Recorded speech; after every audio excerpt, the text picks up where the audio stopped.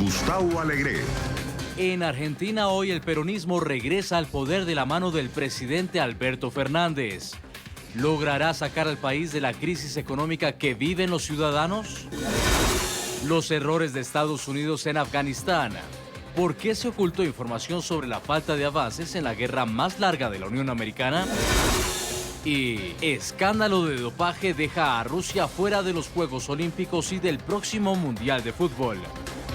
Comienza Club de Prensa con Gustavo Alegre.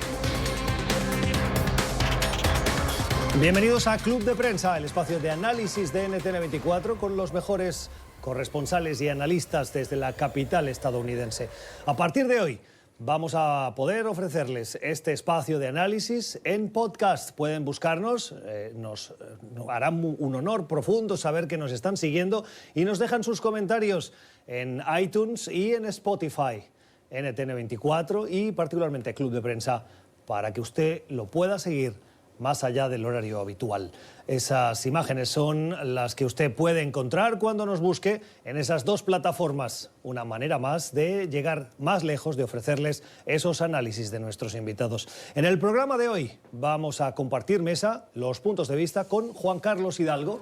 Juan Carlos es analista político y es columnista de La Nación de Costa Rica. ¿Cómo estás, Juan Carlos? Muy buenos días. Buenos días, ¿qué tal? Gracias por estar con nosotros. Y con Mariano de Alba. Mariano es analista político y es abogado constitucionalista experto en relaciones internacionales. Mariano, ¿cómo estás? Muy buenos días. Buenos días, muchas gracias por la invitación. Gracias por estar también en esta mesa de trabajo. Un programa que comenzamos cuando hace pocos minutos los presidentes de los comités de inteligencia y judicial de la Cámara de Representantes de manera formal han anunciado los dos artículos por los cuales van a acusar al presidente Donald Trump en el llamado juicio político, en inglés en el impeachment, en contra del mandatario estadounidense. Dos artículos: uno, el de obstrucción al trabajo del Congreso, y dos, el de abuso de poder. Algo que no, en el fondo, revela nada nuevo, porque era ya lo esperable, pero ya son esos los artículos.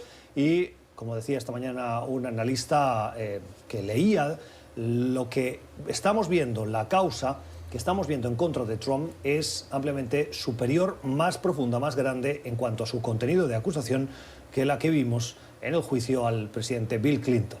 Juan Carlos.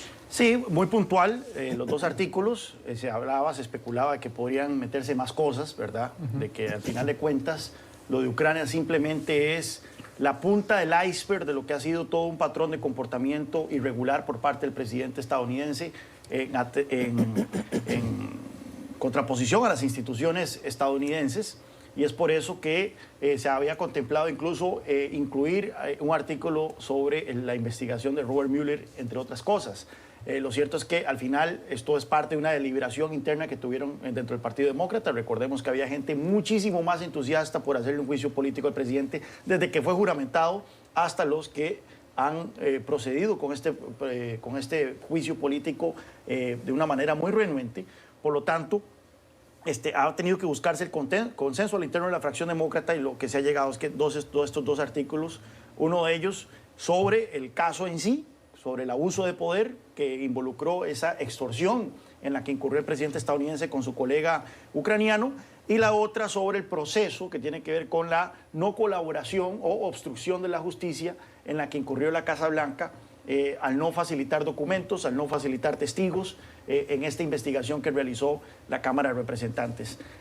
Ahora habrá que ver las fechas. No sé si en la conferencia de prensa se habló de fechas sobre cuándo estos artículos primero tienen que ser discutidos dentro del comité judicial de la Cámara de Representantes, luego ahí se vota, pasa a la Cámara de Representantes, y en la Cámara de Representantes se va a votar y luego tendremos juicio político. Por los tiempos que vamos viendo, no deberíamos sorprendernos que entonces el calendario que se ha venido manejando se va a confirmar. Un juicio político en enero. Recordemos también, y esto es una cuestión que yo no sabía, que los republicanos en cualquier momento pueden decidir si aceptan o no aceptan el realizar el juicio político o suspender el juicio político, con 51 votos nada más. Entonces podría ser que los republicanos simplemente dicen esto no procede, se engaveta y no hay juicio político en el Senado. Por lo tanto, ese es otro escenario que podríamos contemplar. Lo cierto es que uno no sabe qué le conviene más a los republicanos desde un punto de vista bastante cínico, si tener ese juicio político por un mes, exonerar al presidente, de tal forma que él tenga una línea argumentativa para la campaña. Una vez más he sido exonerado, ¿verdad? Como lo fui con el reporte Mueller, como lo ahora con esta otra investigación. Y, por el otro lado, minar la campaña de los senadores demócratas que están aspirando a la presidencia, que tendrían que pasar todo enero aquí en Washington durante ese juicio político y no estar haciendo campaña de cara a la primera primaria, que es Iowa el 3 de febrero. Sí, a ver, creo que la acusación de los demócratas es bastante limitada. Eso es un punto a rescatar. Yo creo que los demócratas en el fondo están conscientes que esto no va a caminar. Pero sin embargo lo hacen por una razón muy específica, y es que están tratando de subir los costos para que el presidente Trump de alguna forma no continúe este tipo de conductas de aquí hasta las elecciones de noviembre del año 2020. Es decir, tenemos un presidente donde ya hay un precedente en las elecciones del año 2016, que al menos se ha comprobado personas cercanas a su campaña, pues de alguna forma buscaron la interferencia extranjera en las elecciones presidenciales por parte de Rusia.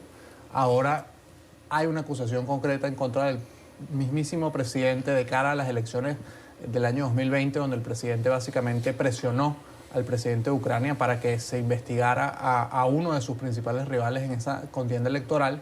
Entonces yo pienso que dentro del Partido Demócrata está muy claro de que esto se trata más bien de sentar un precedente, decir esto que ha hecho el presidente de Estados Unidos no es correcto, pero realmente no veo una gran esperanza de que esto camine, ¿no? Y creo que hay una dosis de realismo político que es importante tener en cuenta, no solamente de cara al 2020, sino también para la ciudadanía. Esto no va a caminar, pero sí es importante que de alguna forma alguien, y en este caso los demócratas, envíen el mensaje de que lo que hizo el presidente Trump, principalmente buscando la interferencia de Ucrania en las presidenciales del 2020, pero luego posteriormente también obstruyendo las solicitudes del Congreso, pues eso de alguna forma no es lo más saludable para la democracia estadounidense. Y ese yo creo que es el mensaje que van a tratar de llevar los demócratas una vez que pase lo que dice Juan Carlos, que es muy probablemente que los republicanos no le den curso al juicio político. ¿Quién creen que va a pagar un precio político mayor, sabiendo que esto muy probablemente muera en el Congreso? ¿Los republicanos por haber avalado y terminado ese juicio político con los cargos como los que conocemos? ¿O los demócratas por haber impulsado un proceso de juicio político que, como históricamente sabemos en Estados Unidos, acaba erosionando mucho a quien lo impulsa y no a quien es acusado?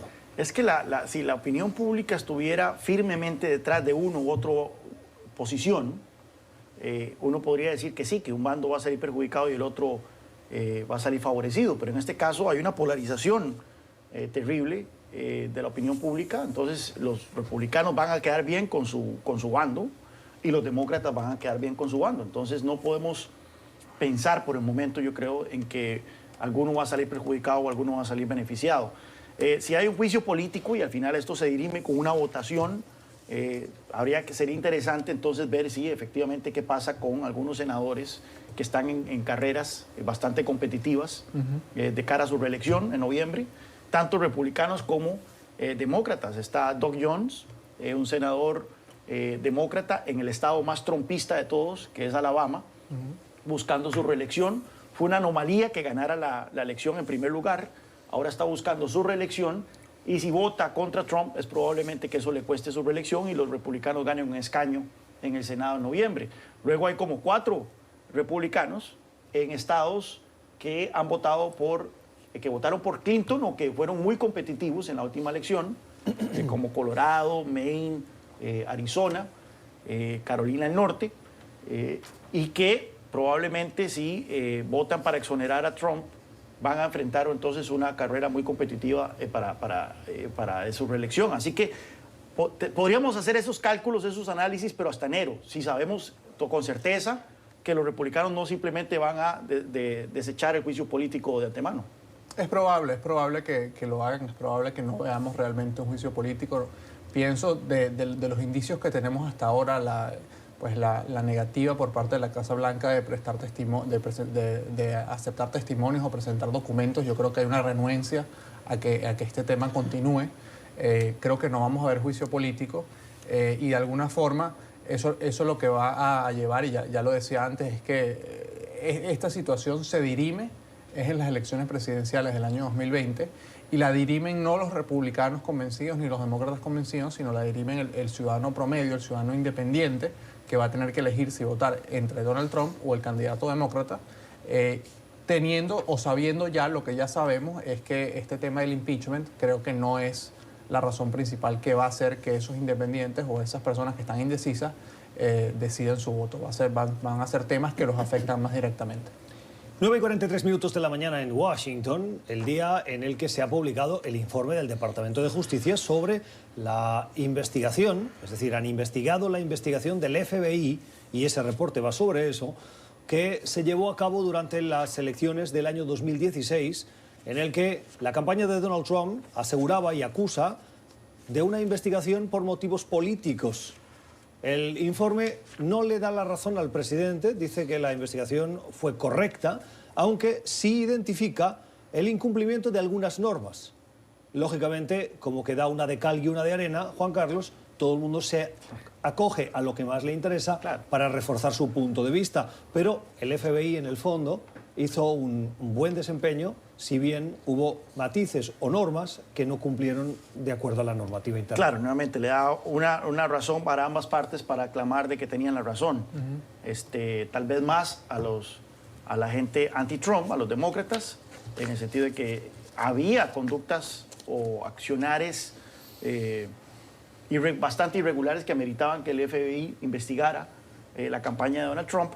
Pero por otra parte también, al parecer, se realizaron actos irregulares por parte de la investigación en sí que también no ameritaban ser sancionados o no fueron apropiados. Pero la cuestión es que, nuevamente, esto es parte de los dos relatos. Ahora venía leyendo un artículo en The Atlantic, creo que fue en The Atlantic o algo por el estilo, de que de esta discusión, por ejemplo, del tema del juicio político en el 2019, vis a vis lo que fue en el 1998, lo que fue en 1973, o por supuesto lo que fue en 1868, cuando había otros procesos de juicio político.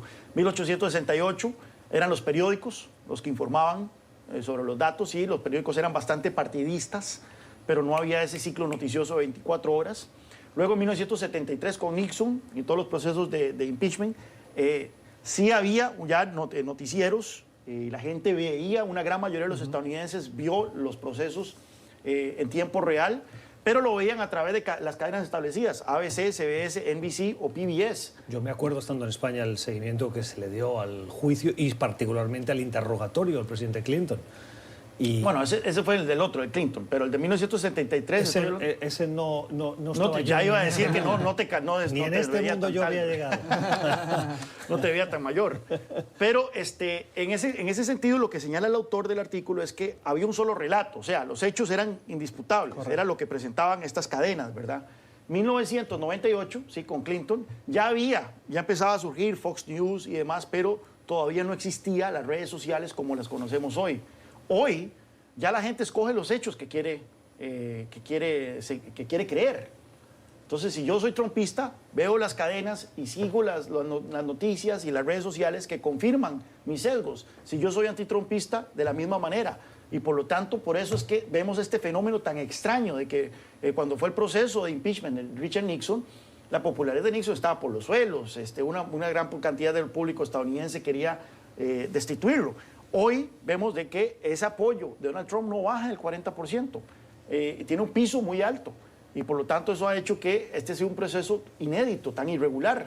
Sí, y creo que de alguna forma esto confirma que el daño ya está hecho, ¿no? Es decir, la institucionalidad democrática de Estados Unidos está bastante debilitada justamente a raíz de eso, a raíz de que no hay posibilidad de definir unos hechos concretos y a partir de ahí actuar independientemente de las tendencias políticas, sino que cada tendencia política tiene su disposición a interpretar los hechos de una manera que lo favorece, y de alguna forma yo sí creo que esto causa un impacto negativo a futuro de lo que es el Estado de Derecho y las instituciones de Estados Unidos, fundamentalmente porque de alguna manera abre la puerta a que futuros presidentes, no solamente Donald Trump, hagan cuestiones parecidas y no haya ninguna consecuencia. Entonces, los hechos que conocemos hasta ahora es una llamada a un presidente pidiéndole que investigue a un rival político y condicionando de alguna forma la ayuda que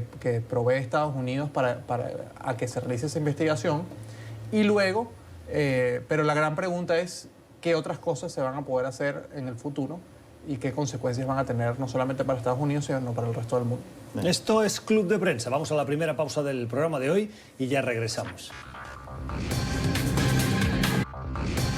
9 minutos y las 12 del mediodía en Buenos Aires, Argentina. Imágenes en directo hoy desde Buenos Aires, donde se está produciendo un relevo tranquilo, que por el hecho de ser tranquilo y con un alto componente institucional es especialmente noticia.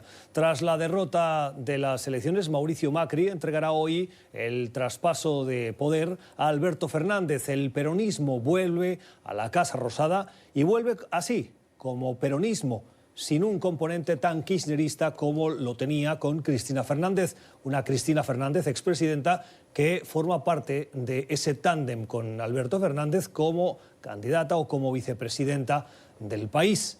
Una Cristina Fernández que en el pasado, cuando tuvo que entregar las riendas del poder, no quiso hacerlo y se excusó. Hoy Alberto Fernández y Mauricio Macri darán de nuevo una lección, una imagen a un país que está profundamente dividido y pretenden ponerle, encarrilar esa división, esas imágenes que se están produciendo de un Alberto Fernández entrando en el Congreso, el lugar escogido por el mismo Fernández para que se produzca ese traspaso de poder. Alberto Fernández asume la presidencia de un país generando una gran esperanza entre los argentinos, pero con una difícil tarea, la de intentar darle la vuelta a una situación económica complicada, con una deuda altísima, particularmente con el Fondo Monetario Internacional, con quien tendrá que renegociar, y con una inflación, Mariano, que supera el 50%. Sí, creo que, a ver, una cosa es ganar las elecciones y otra cosa va a ser gobernar. De todas formas, de entrada del día de hoy, creo que hay que destacar que de alguna forma se ve reforzada la institucionalidad argentina, la democracia argentina, con este traspaso de mando. Ya tú lo comentabas al principio. Recordemos lo que vimos hace 4 años, donde Cristina Fernández de Kirchner se negó a realizar este traspaso de mando a Mauricio Macri. Ahora, en las últimas horas, ha salido Cristina Fernández a decir que ella no lo hizo porque había supuestamente una resolución judicial que se lo impedía y que le había quitado el mandato a partir de las 12 de la noche del día que era el traspaso de mando. Pero la realidad es que yo pienso que vemos un clima distinto en Argentina en este momento. Lo vimos hace unos días en una misa que se realizó donde también compartieron el presidente Macri y el ahora presidente Alberto Fernández. Y de alguna forma creo que esto es una noticia positiva para Argentina. Vamos a ver cómo se desarrolla la situación. Ahora la responsabilidad de dar vuelco a la situación va a estar en manos del presidente Alberto Fernández, que ya dijo hace pocos días de que ha estado negociando con el Fondo Monetario Internacional algunas cosas, pero yo creo que de alguna forma, y eso también lo dejaba entrever Macri en los últimos días, el gran problema de la economía argentina es la dependencia que tiene sobre el dólar. Si el dólar sube, entonces se dispara la inflación, etcétera, etcétera, y eso es un factor que no va a poder controlar Alberto Fernández. Entonces el reto es enorme. Y habrá que ver cuál es la respuesta. Y también habrá que ver otro aspecto interesante a partir de hoy, que es cuál va a ser realmente el poder o el papel que va a jugar Cristina Fernández dentro de esa presidencia. Y además, uno de los retos es el de la inflación, como decíamos al principio. Alberto Fernández ya ha prometido que va a poner más dinero en el bolsillo de los argentinos con la esperanza de reactivar el consumo y de esta manera también la economía. Ahora, poner más dinero es más inflación. Sí, más bien debería quitarle menos dinero, porque uno de los problemas es la alta carga tributaria que Pero tienen entonces el nivel de pobreza de los argentinos, que ha pasado del 30 al 40% con Macri, continuaría ascendiendo. Por bajarle los impuestos lo dudo, más bien reactivaría la economía, que eso es lo que no hizo Macri precisamente. La razón por la cual Macri no logró reactivar la economía fue porque la carga tributaria se mantuvo tan alta para financiar un gasto que Macri no pudo controlar, no pudo reducir, no supo reducir en los 4 años que estuvo al frente del Ejecutivo. Vamos a ver, cuando el kirchnerismo llegó al poder en Argentina en el 2003, ya el país había hecho default, por lo tanto tenía bastante plata, porque no estaba pagando sus deudas. Y es cuando justo empezaba el superciclo de las materias primas, impulsado por la demanda de China, que hizo que el precio de la soja se disparara y entonces los ingresos por exportaciones fueran extraordinarios en Argentina. Y esto hizo que Argentina creciese durante la mayor parte de la década de los 2000 y el inicio de los 2001, de los 2010, en el orden del 7, 9, hasta el 9%, o sea, tasas de crecimiento chinas. Y mucha gente incluso decía que Argentina estaba desafiando la gravedad, que finalmente se había descubierto un populismo que sí funcionaba. Claro. Paul Krugman, la luminaria de la izquierda, el economista luminaria de la izquierda, dijo que Argentina era un ejemplo a seguir para América Latina. Pero bueno, cayó el precio de las materias primas en el 2014 y fue cuando ya el experimento argentino empezó a hacer aguas. Y entonces es cuando vemos que el kirchnerismo empieza, bueno, y no fue hasta el 2014, ya lo venían haciendo a partir del 2008 más o menos, que fue que empezaron a maquillar las estadísticas. Y fue cuando intervinieron el Instituto Nacional de Estadísticas para que no reflejara exactamente los números de pobreza, no reflejara exactamente los números de la inflación. Eso va a ser una cosa que hay que ponerle particular cuidado. En momentos de que la inflación efectivamente está por arriba del 50%, la pobreza está por arriba del 30%, y vamos a ver si esos indicadores no mejoran en los próximos meses y años, que no hay nada que indique que lo va a hacer. Entonces, ¿qué va a hacer el kirchnerismo? Va a empezar nuevamente a maquillar las estadísticas como lo hizo cuando estuvo al frente del Ejecutivo hasta hace 4 años. Y lo otro, por supuesto, es el papel que va a jugar Cristina Fernández. Ya hemos visto este escenario en donde líderes ponen a supuestos títeres de presidentes que creen que van a controlar, pero luego los títeres se les revelan. Vimos con Santos, lo vimos con Lenín Moreno, lo vimos con Laura Chinchilla, lo vimos con Dilma Rousseff y demás. Aquí parece que Cristina no se está jugando chances, ¿verdad? Ella se está poniendo como vicepresidenta, no puede ser removida de ese cargo. Y vamos a ver entonces qué relación y qué tanto poder, qué cuota de poder va a tener ella en este Ejecutivo Fernández. Quería darle la palabra a Alberto Fernández, que estaba interviniendo, pero ahí ha terminado y parece que se está dirigiendo ahora mismo al Congreso Cristina Fernández de Kirchner. Vamos a escuchar brevemente las palabras de la vicepresidenta no en funciones, sino en potencia, antes de tomar posesión.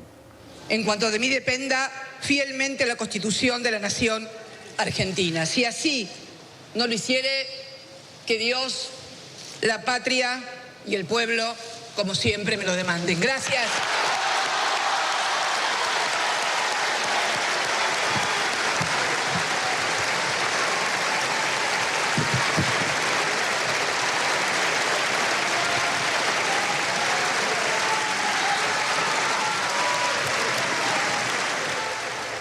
Las palabras de la fórmula de juramentación de Cristina Fernández como vicepresidenta de la Argentina. Antes lo hacía el presidente ya Alberto Fernández. Desde hace menos de un minuto esa es la fórmula que va a dirigir los destinos del país en los próximos 4 años. Es lo que está sucediendo en Argentina, es noticia en desarrollo. No sé si, Mariano, querías hacer algún comentario al respecto de el papel que tiene que jugar Cristina Fernández en este nuevo gobierno. Sí, bueno, creo que está por verse, pero lo que hemos visto desde que Alberto Fernández ganó la elección presidencial, creo que es una Cristina Fernández bastante cautelosa, un Alberto Fernández que ha demostrado querer tener el liderazgo. Y esa es la premisa con la cual se inicia este gobierno, pero habrá y Juan Carlos decía muy bien, por ejemplo, el caso del maquillaje de las estadísticas, habrá momentos de tensión, pienso yo, y habrá que ver quién de alguna forma termina teniendo el rol preponderante en el manejo del gobierno argentino. 10 de la mañana en Washington, son las 4 de la tarde en Madrid. El rey de España va a comenzar la fórmula que es administrativa, que forma parte del ritual cuando hay unas elecciones, y es el de hablar con cada uno de los líderes de los partidos políticos que van a tener representación en el Congreso de los Diputados para explorar quién puede ser el presidente del gobierno. Ustedes saben que los ciudadanos en España votan por el Congreso, no directamente por la figura de un candidato, y es el Congreso, de manera indirecta a los ciudadanos, quien entre ellos escogen al presidente del gobierno. Vimos en las elecciones anteriores que no hubo acuerdos suficientes y por lo tanto se tuvo que volver a repetir esas elecciones. Ahora el rey de España vuelve a iniciar esa ronda de consultas con los partidos políticos, con un Pedro Sánchez que tiene todos los números y con una presión también en la oposición de centro-derecha y de extrema-derecha que tiene que jugar un rol en esta posible votación de Pedro Sánchez. Se van a abstener, están dispuestos a abstenerse para evitar nuevas elecciones. Pedro Sánchez, Mariano, ya ha llegado a un acuerdo con Podemos, pero no tiene los votos suficientes. Necesita jugar con otros votos a favor o como mínimo a sumar las abstenciones suficientes para en una segunda vuelta, con mayoría simple, ser investido presidente del gobierno. Sí, a ver, varias cosas a destacar de este proceso que pienso yo que es muy interesante, ¿no? Bueno, en primer lugar, la última persona con la cual se va a reunir el rey es con Pedro Sánchez, lo que da cuenta de que en el papel todo indica que va a ser Pedro Sánchez a quien el rey va a encargar formar gobierno, ¿no? Como lo dice la Constitución española, ¿no? Pero para mí también es muy interesante que, bueno, que el rey se tenga que reunir con todos los jefes de todos los partidos políticos, que son muchos en España en este momento. Cada vez hay una mayor fragmentación de fuerzas políticas. Y la reunión dura 45 minutos, es decir, cada reunión. Es decir, que habría que ver qué tanto puede departir el rey con los jefes de la fracción política. Yo sí creo que eso no se sabe, pues es confidencial, pero yo sí creo que dentro de España, y quizás esto el rey lo haga patente, hay una sensación de hastío y de que realmente pues, no sería lo ideal tener que volver a repetir unas elecciones, ¿no? Entonces, de alguna forma pienso que el rey también puede jugar un poco el rol de mediador y tratar de ver cómo se puede lograr en el más corto plazo un gobierno estable, ¿no? Pero realmente desconozco cuál es el papel real que juega el rey en esas reuniones tan extensas. Yo siempre he pensado que era una cuestión más bien formal, donde se escuchaba la visión de cada líder y al final pues el partido que obtuvo los mayores escaños es su líder es el que se le hace el encargo de formar gobierno, pero pienso yo que quizás esta vez va a ser diferente porque ya ha llegado una situación de múltiples repetidas elecciones y yo creo que el ambiente que se percibe en España es de cada vez mayor inestabilidad política. Es curioso el papel que juega un monarca, ¿verdad? En estos países europeos difiere, ¿verdad? El proceso es muy diferente en el Reino Unido, ¿verdad? La reina no se tiene que reunir con los líderes de todos los partidos antes de decidir a quién encargarle de hacer el gobierno. Simplemente recibe la notificación de un grupo pequeño de asesores, dentro de los cuales se encuentra el primer ministro, sobre quién debe ser el encargado de hacer gobierno. El único momento en que, sí, usualmente el gobierno de mayoría en el Reino Unido, y vamos a verlo ahora que hay elecciones el jueves, cómo resulta esto, pero la única vez que en tiempos recientes que la reina ha tenido que jugar un papel un poco más incierto ha sido cuando no hubo resultado concluyente en la elección del 2010. Pero bueno, volviendo al tema de España, sí, los números no dan, yo creo que la suerte va a estar en manos de los nacionalistas. Habría que ver si el PP hace algún cálculo en cuanto a abstenerse y permitir que Sánchez forme gobierno. Yo creo que al PP le conviene, de alguna manera, que no haya más procesos electorales, ser visto como constructivo, permitir que los socialistas hagan un gobierno y que se hundan con ese gobierno, especialmente por los acuerdos que llegaron con Podemos, ¿verdad? Podrían tal vez buscar algún tipo de pacto de gobernabilidad con los socialistas, pero es difícil, puesto que cualquier pacto de gobernabilidad iría en contraposición con el pacto que Sánchez hizo con Iglesias, ¿verdad? Tal vez un pacto que no involucre revertir la reforma laboral que hizo el PP o no aumentar impuestos de una manera significativa. Pero lo cierto es que nuevamente Sánchez llega a este proceso con una coalición disminuida, o sea, con menos escaños propios, e incluso Podemos con menos escaños ellos también. Su mandato es inferior al que tenían tras la elección de, ¿cuándo fue? De abril, creo que fue.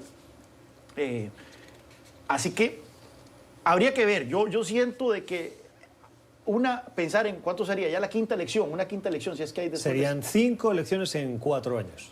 Pensar en una quinta elección ya es demasiado y ya es una señal de irresponsabilidad de todos los actores. Pero, ¿sabes qué? Lo que creo es que las últimas elecciones dejaron lecciones aprendidas importantes.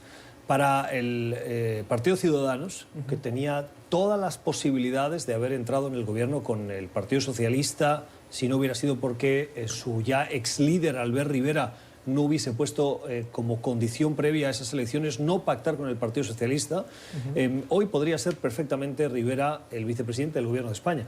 Y por esa condición, ese compromiso que quiso adquirir con sus votantes, pues no hubo acuerdo y por lo tanto hubo nuevas elecciones. ¿Qué elección sacamos? Que el Partido Ciudadanos casi ha desaparecido. Es hoy un actor bastante irrelevante en la política. Se ha dado espacio a la extrema derecha de Vox y el Partido Popular sí ha sumado algunos votos. El PSOE contaba con ganar más espacio, los cálculos políticos también los hizo el Partido Socialista, y en cambio no le salió tan bien. No tuvo un retroceso tan importante como el de Ciudadanos, pero sí retrocedieron. Aquí las fuerzas políticas, perdón Mariano, las fuerzas políticas tienen que tener claro que el porcentaje que obtuvieron en la elección pasada no es un piso, o sea, que eso puede caer. Yo creo que ese es el mal cálculo que hizo Ciudadanos, ¿verdad? Pensar de que las ganancias que había tenido en la elección de abril iban a repetirse en esta elección o incluso iban a aumentar, y vimos que no. Fue una pésima jugada de Albert Rivera. Y ahora la pregunta es, ¿cuál cálculos están haciendo, por lo menos en el caso del PP, de si que ellos creen que un nuevo proceso electoral les va a dar más réditos políticos? O sea, ¿van a aumentar los escaños que ya sumaron en este proceso o más bien perderían escaños? Sí, creo que pues de alguna forma ya las cartas están echadas. La única forma de que Pedro Sánchez forme gobierno, pienso yo, va a ser que efectivamente los independentistas se abstengan. Ya hay un pacto con Podemos, con Unidas Podemos. Lo que decía Juan Carlos es interesante en el sentido de que cuál es el cálculo que hace el PP, ¿no? El PP pudiese decir, me conviene más aliarme en este momento con el PSOE y de alguna forma esperar a que el gobierno del PSOE sea un desastre y yo luego capitalizar eso. Yo pienso que dentro del PP hay conciencia de que si hay una quinta elección, pues muy probablemente los números de Vox van a seguir subiendo y los números que van a caer, de alguna forma, quien va a capitalizar eso va a ser Vox en detrimento del PP. Obviamente yo no soy experto en política española, pero así viéndolo de manera muy somera, si yo fuera Casado, lo que buscaría es un compromiso de Sánchez en cuanto al tema Cataluña, ¿verdad? Que no va a haber ningún tipo de referéndum independentista o demás, y abstenerse. O sea, no es un voto del PP para confirmar a Sánchez, sino es abstenerse, permitir que se forme un gobierno de minoría entre Podemos y los socialistas. Y nuevamente, dado los compromisos que Sánchez acordó con Iglesias, es muy probable que la economía española empiece a sufrir. Y de hecho, las bolsas cayeron luego de que se anunció ese acuerdo entre Sánchez e Iglesias. Es de esperar una salida de capitales, es de esperar una desaceleración económica y que quien va a ser el mayor beneficiado de eso en un proceso electoral futuro sea el Partido Popular. Me dice producción que cuando son las 12:09 de la mañana en Buenos Aires, Alberto Fernández se está dirigiendo ya como presidente de Argentina y lo hace al Congreso. Vamos a escuchar sus palabras en este momento en Argentina, cuando hay un cambio de gobierno. Comenzar por los últimos para después poder llegar a todos. Este es el espíritu del tiempo que hoy inauguramos, con sobriedad en las palabras y expresividad en los hechos. Los vengo a convocar sin distinciones, a poner a la Argentina de pie, para que comience a caminar, paso tras paso, con dignidad, rumbo al desarrollo con justicia social. Hoy más que nunca es necesario poner a la Argentina de pie como condición necesaria para poder avanzar.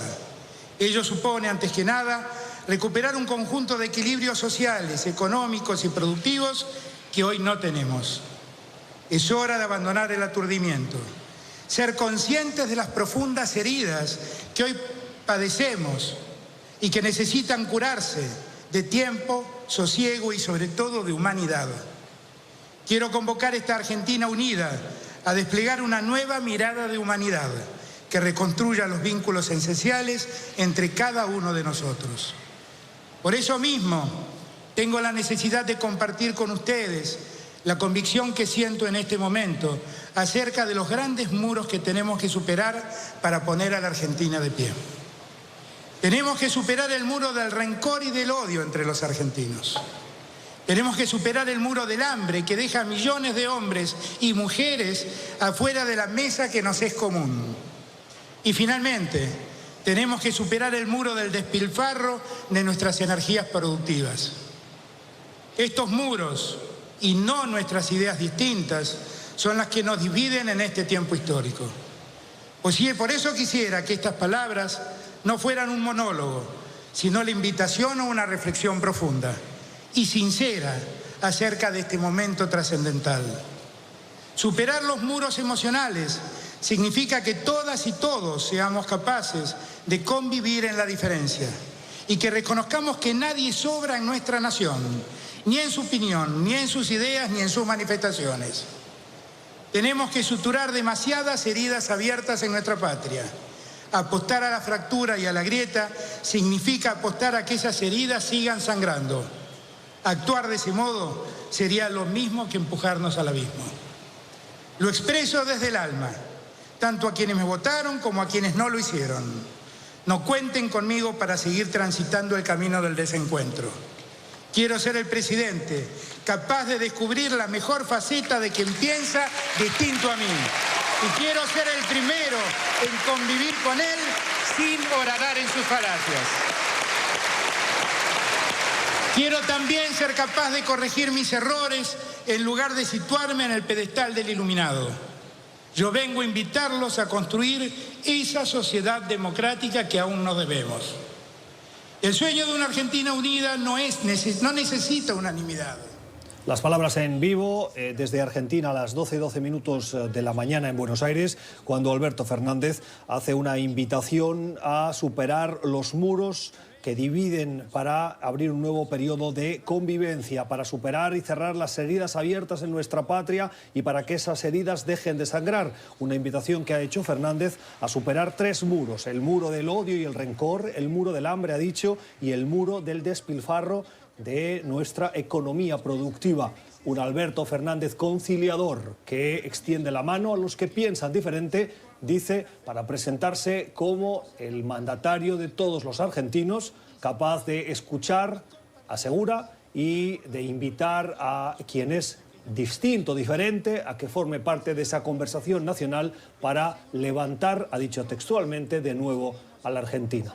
Un comentario breve. Sí, bueno, creo que no sorprende el discurso, ¿no? Ahora, es realmente sincero. Venimos de 4 años de una oposición muy fuerte al gobierno de Mauricio Macri por el peronismo.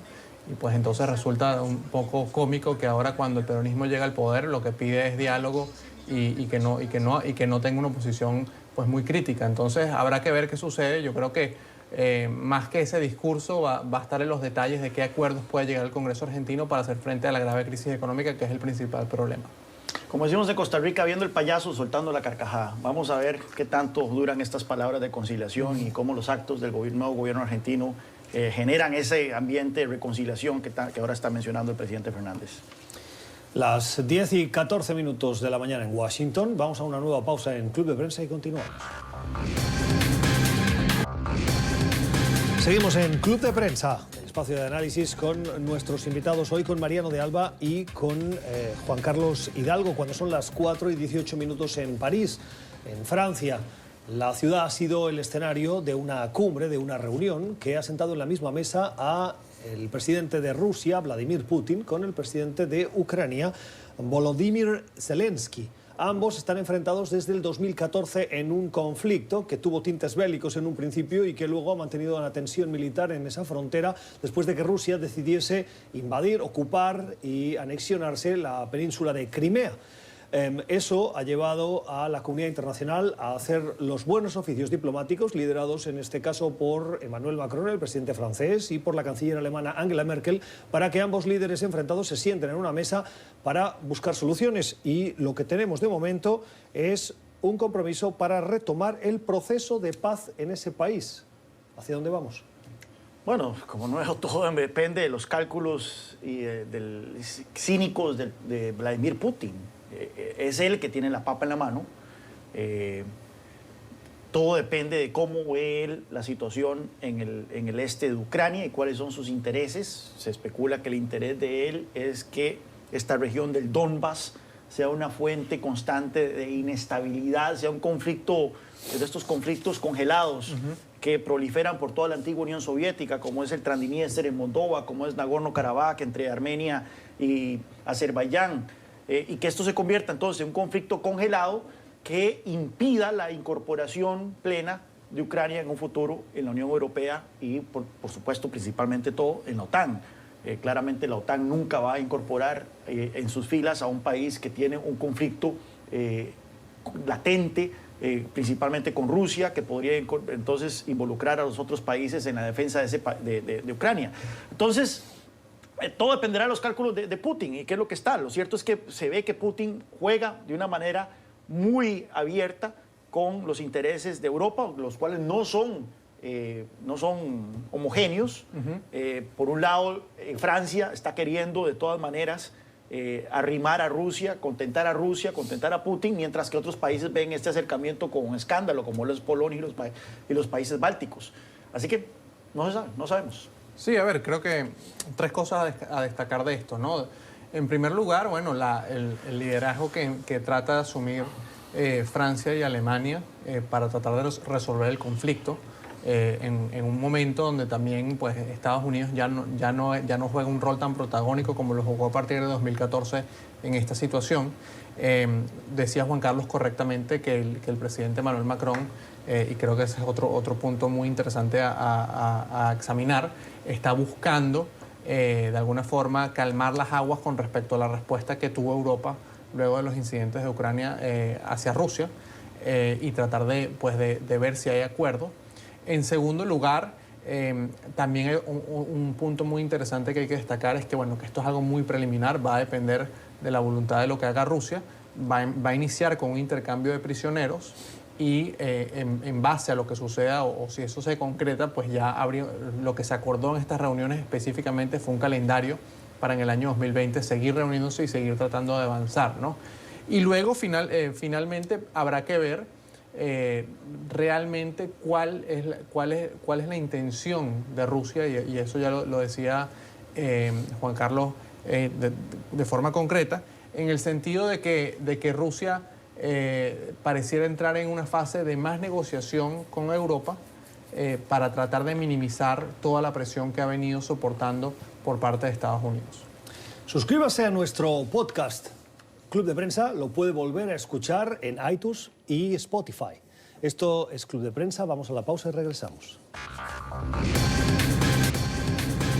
Son las 6:26 de la tarde en Moscú, las 12:26 en Buenos Aires, mientras continúa interviniendo frente al Congreso el presidente Alberto Fernández, un Alberto Fernández acompañado de Cristina Fernández, que es la vicepresidenta. Decíamos la hora de Moscú porque para cerrar el programa de hoy queremos hacer un último comentario sobre la decisión del Comité Olímpico Internacional, de la Agencia Mundial Antidopaje, para ser más precisos, que ha anunciado que veta a Rusia participar en competencias internacionales hasta en los próximos 4 años.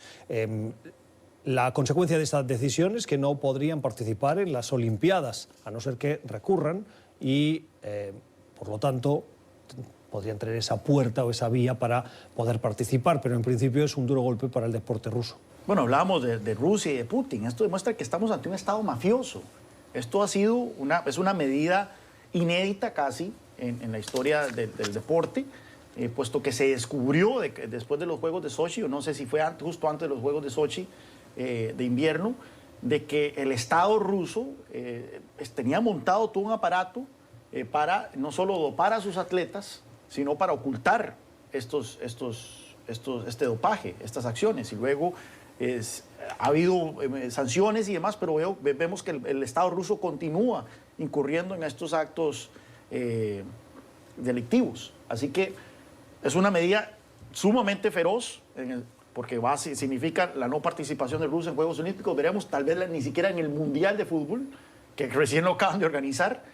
Pero pero bueno, nuevamente, estamos ante un Estado mafioso. Putin decía esta mañana que las normas de vetar a participaciones tienen que ser individuales, no colectivas y no para el país en concreto. Y él leía esa decisión como un tinte político, pero cuando toman estas decisiones porque han identificado que detrás hay toda una estructura del deporte ruso que forma parte del gobierno para incentivar ese dopaje y conseguir esos resultados. Sí, y otro aspecto interesante de este proceso es primero la falta de disposición por parte de Rusia y de sus autoridades deportivas a colaborar en la investigación. Nunca fueron entregados los resultados del laboratorio fidedignos. Y luego también hay que tener en cuenta que pues, esta es una medida que pudiese ser recurrida. Y es muy probable que así sea ante el Tribunal Arbitral Internacional. Y finalmente también decir que las autoridades que han tomado esta medida y que van a afectar a Rusia han abierto la puerta para que los atletas rusos sí puedan participar en estas competencias, pero tendrían que hacerlo bajo una figura diciendo que son deportistas neutrales y no representando a su país de origen. Entonces, habrá que ver qué sucede. También pues, va a depender mucho de los recursos que puedan ejercer los artistas, los atletas específicos que logren efectivamente calificarse tanto para las Olimpiadas o el equipo de fútbol para el Mundial de Qatar en 2022.